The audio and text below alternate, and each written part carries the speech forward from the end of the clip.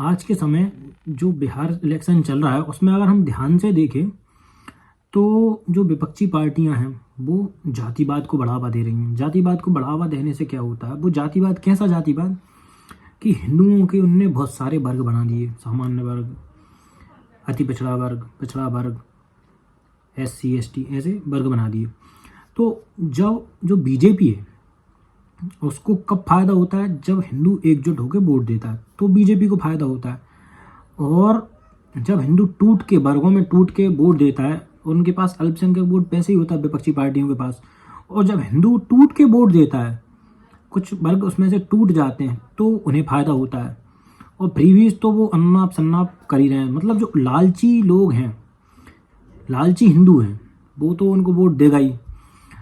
जो देशभक्त हिंदू है जो वो बीजेपी को वोट देगा। ये चल रहा है आज के टाइम पे, मतलब जो है, जो हो रहा है वो चल रहा है, अपन बता रहे हैं, उसके बारे में बात कर रहे हैं।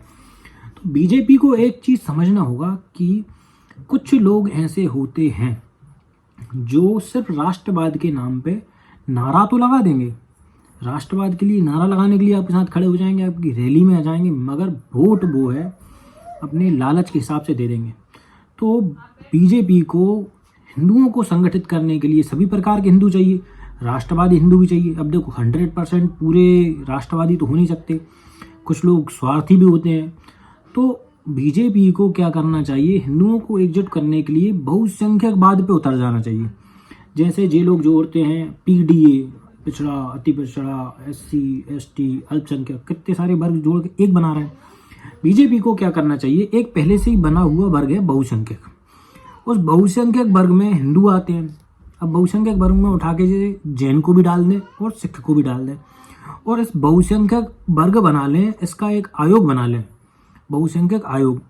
और इसको टारगेट करना शुरू करें। कैसे टारगेट करना शुरू करें कि इसको एकजुट करने के लिए इस वर्ग को अलग से सुविधा देना चालू करें। इस वर्ग के लिए अलग से छात्रवृत्ति योजना ले आएँ, इस वर्ग के लोगों के लिए डायरेक्ट कैश ट्रांसफ़र की कोई योजना ले आएँ।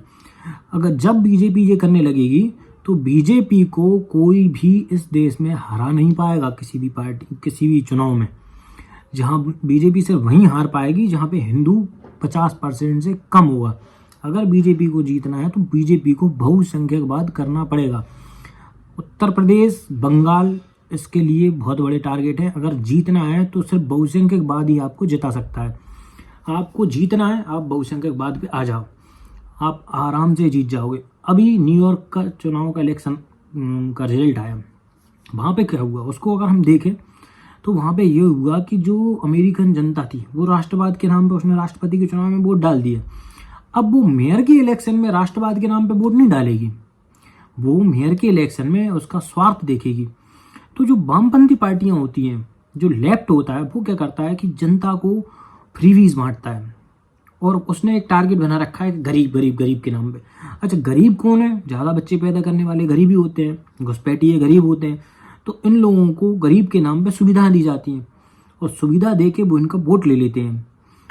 और जो राइट विंग होता है, वो ज़्यादातर राष्ट्रवादी पार्टियाँ होती हैं। अधिकतर देशों में देखने को मिलेगा।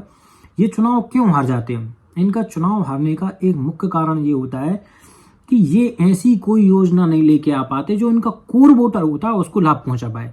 अगर इनको इनके कोर वोटर को लाभ पहुंचाना है तो इनको अपने अपने देश में बहुसंख्यक वर्ग बनाना पड़ेगा। जो मेजोरिटी होगा उसको एक वर्ग बनाए और मेजोरिटी वाले लोगों को सुविधा देना चालू करें। जो मेजोरिटी से बाहर हैं, मतलब जो लेफ्ट हैं, वामपंथी जो लोग हैं, उनको ये बाहर कर सकते हैं और उनको सुविधा देना चालू कर सकते हैं। अगर ट्रंप एक मेजोरिटी वाली कोई स्कीम ले आता है जिसका फ़ायदा सिर्फ मेजोरिटी लोगों को मिले तो वहाँ के क्रिश्चियनों को मिलेगा, और वहाँ के क्रिश्चियनों को अगर वो मिलेगा, पार्टी उनके लोगों को फ़ायदा देगा तो वो चुनाव आराम से जीत जाएगा। जैसे अमेरिका में कई बहुत ही बड़ा मुद्दा है महंगाई। उस महंगाई से बचने के लिए अगर ट्रंप की पार्टी इन चुनावों से पहले, अभी 3 मेयर के इलेक्शन हुए हैं 3 शहरों में, तो वो तीनों ट्रंप की पार्टी हार गई। न्यूयॉर्क में 3rd नंबर पर रही है। क्यों हारी? अगर ट्रंप कोई ऐसी स्कीम लेके आ जाता जिससे क्रिश्चियनों को डायरेक्ट फ़ायदा मिलता, क्रिश्चियन लोगों को, अमेरिका में मेजोरिटी में क्रिश्चियन है, अगर वो क्रिश्चियनों को डायरेक्ट फ़ायदा देता तो ट्रंप को इतनी बुरी हार नहीं मिलती, ट्रंप की पार्टी जीतती। आराम से जीतती। क्यों हारी? क्योंकि वो राष्ट्रवाद के चक्कर में जो कदम उठा रहा है उसकी वजह से महंगाई बढ़ रही है, और महंगाई बढ़ रही है तो महंगाई सब पे इम्पेक्ट कर रही है। तो महंगाई बढ़ने से जो वोटों का मोबिलाइजेशन हो गया उधर हो गया, लेफ्ट पार्टियां जीत गई। तो उसको ट्रम्प को, बीजेपी को, जितनी भी राष्ट्रवादी राइट विंग पार्टियां विश्व में हैं उनको बहुसंख्यकवाद करना चाहिए। अगर जीतना है तो बहुसंख्यकवाद पे फोकस करो, आराम से चुनाव जीत जाओगे। अभी मोदी जी, कई बार मैंने योगी जी के मुंह से तो सुना है कि बहुसंख्यक वर्ग, मगर बहुसंख्यक वर्ग के लिए आप जब तक कोई योजना नहीं लेके आओगे तब तक बहुसंख्यक वर्ग एकजुट नहीं होगा, और उसको समझ में नहीं आएगा कि हम एक पर्टिकुलर कोई वर्ग हैं।